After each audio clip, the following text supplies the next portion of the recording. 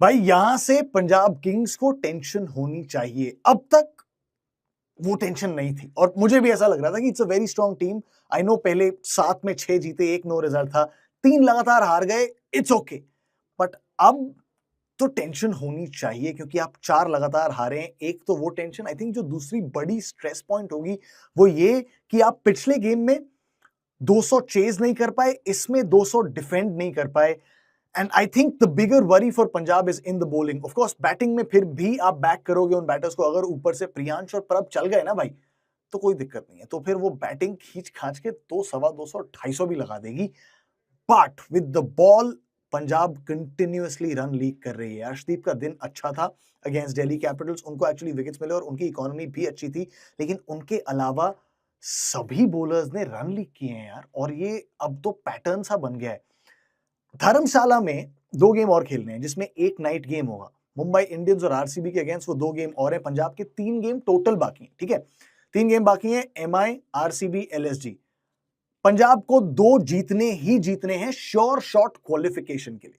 2 जीतोगे 17 points पर जाओगे, qualification guaranteed है। अगर एक जीतते हो, हाइपोथेटिकली 3 बचे गेम्स में से सिर्फ एक जीतते हो, तो आप 15 पे जाओगे। फिर बात नेट रन रेट पे आ सकती है। नीचे से जो टीमें ऊपर आ रही हैं, चाहे वो आरआर हो, चाहे सीएसके हो, चाहे केकेआर हो, जिनके पास 4 गेम बाकी हैं अभी, रिमेंबर, उनमें से आई थिंक 2 या 3 गेम वो अपने घर पर खेल रहे हैं। It is not going to be easy. अब एमआई और एलएसजी 2 ऐसी टीमें हैं जो लो ऑन कॉन्फिडेंस हैं पंजाब किंग्स के लिए, लेकिन एमआई के अगेंस्ट आप अपने घर पर यहीं धर्मशाला में एक नाइट गेम खेल रहे हो, जहां शाम आते आते इतनी ड्यू हो जाती है कि बॉल स्लिप्स अराउंड, चेजिंग आसान हो जाती है। आपने देखा डीसी ने क्या कमाल की चेज की, और उस पर आऊंगा मैं। डीसी फैंस, भूला नहीं हूं आपका ये performance, I come to that. But MI वो थ्रेट पोज करेगी। I know MI best of forms में नहीं है, बेस्ट ऑफ कॉन्फिडेंस नहीं है, लेकिन अब उनके पास हारने को कुछ भी नहीं बचा है। तो वो पार्टी आपकी खराब कर सकते हैं। You have everything to lose, they don't. उसके बाद आप खेलते हो आरसीबी के अगेंस्ट एक डे गेम। बहुत हाई स्कोरिंग ग्राउंड है, आरसीबी के बैटर्स को मजा आएगा इस पिच पर। अगर उनकी बॉलिंग उस सीम मूवमेंट के साथ, उसने ऊपर से प्रियांश और प्रभ को आउट कर दिया, that becomes a problem. Same with LSG. LSG के घर जाकर आप खेलोगे और वो बहुत एंड में मुकाबला है इस सीजन के। बट वहां पर भी जैसी बॉलिंग करवाते हैं एलएसजी के बॉलर्स, अगर उन्होंने ऊपर से आपके बैटिंग ऑर्डर को थोड़ा सा तोड़ दिया, there are troubles for Punjab.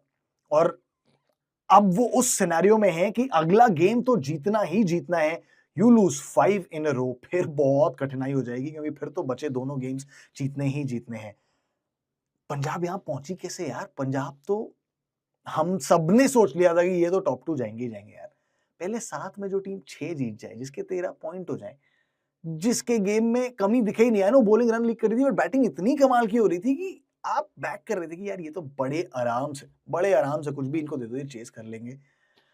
Look at it now.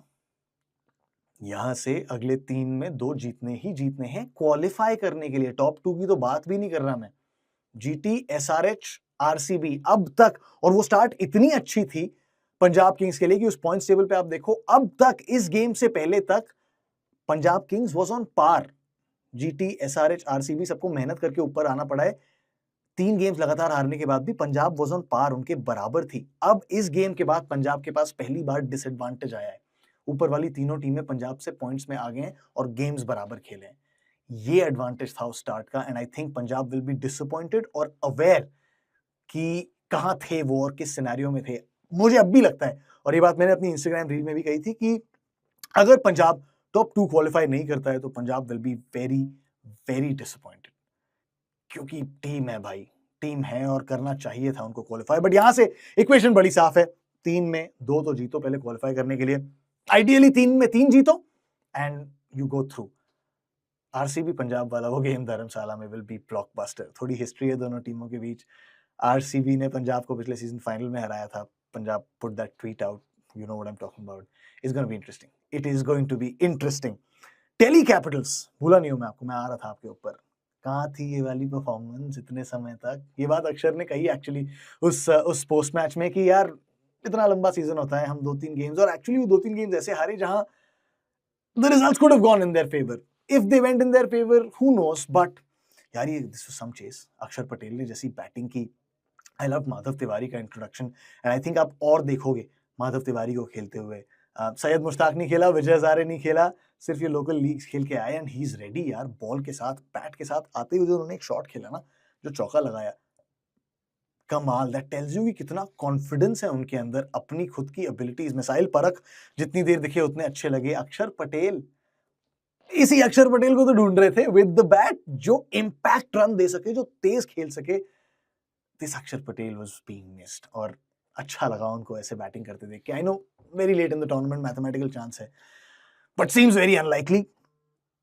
David Miller, मुझे पहले भी लगता था ऐसा, और एक्चुअली इरफान भाई हमारे साथ शो पर थे हमारे जियो हॉटस्टार पर, और उन्होंने भी ये बात कही। उन्होंने कहा कि एक्चुअली दिल्ली का बेस्ट टेम्पलेट है स्टब्स और मिलर को खिलाओ और 2 ओवरसीज पेसर खिलाओ, ये आपके 4 ओवरसीज होने चाहिए। एंड आई एग्री, ऊपर करने दो ना इंडियन बैटर्स को बैटिंग यार। अभिषेक पुरेल इतने समय से आपके साथ हैं, साहिल परख अगर अच्छे लग रहे हैं, bat him up top with KL Rahul, Prithvi Shaw bench पर हैं, अगर वो अच्छे लग रहे हैं उनको खिलाओ। Let the batting be at least पहले 4 में, लेट देम बी इंडियन, उसके बाद 5-6 पर खिला लो ना स्टब्स और मिलर को। यार बिना मिलर के कैसे जा रहे थे आप? इसके पहले भी कुछ गेम्स में आई नो कॉम्बिनेशंस ट्राई कर रही थी दिल्ली कैपिटल्स, बट बिना मिलर के नहीं जा सकते यार। ये करता है मिलर जिस दिन फॉर्म में होता है।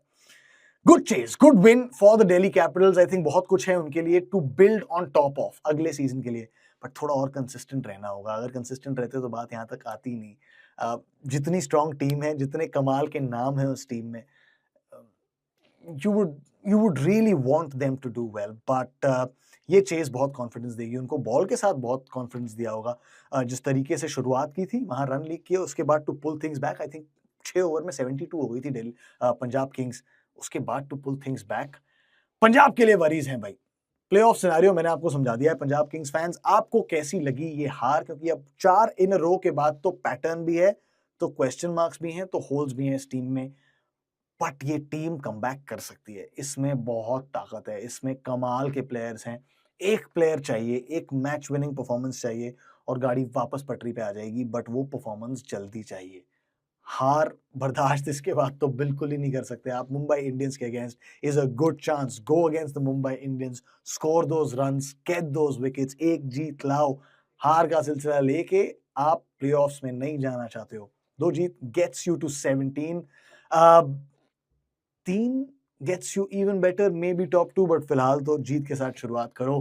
पंजाब फैंस, कैसी लगी है हार? कमेंट्स में बताओ। दिल्ली फैंस, आपको कैसा लगा ये गेम? कमेंट्स में बताओ। मिलते हैं अगले